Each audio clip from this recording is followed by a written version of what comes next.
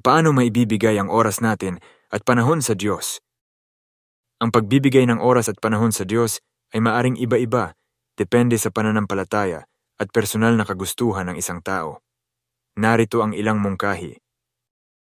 Una, regular na panalangin.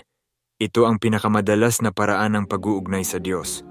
Maaari itong gawin sa anumang oras ng araw, saan man, at sa anumang paraan na komportable sa iyo. Pangalawa, pagbabasa at pag-aaral ng banal na kasulatan Bible. Ang pagbabasa at pag-unawa sa mga salita ng Diyos sa Biblia ay isang mahusay na paraan para malalim na makonekta sa Kanya. Pangatlo, pagsisimba.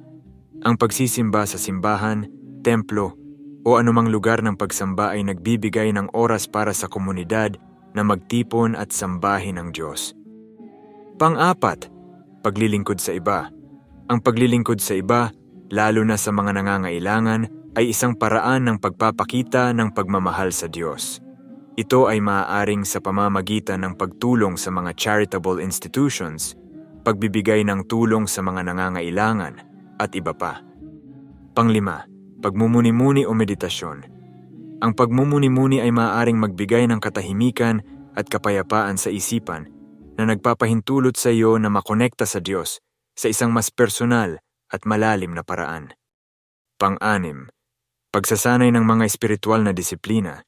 Ito ay maaaring mag-iba-iba mula sa pag-aayuno, pagiging tahimik, simplicity, at iba pa.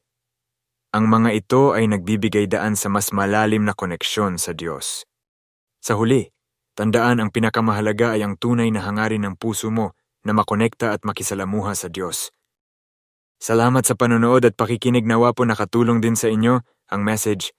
Thanks for watching. God bless you.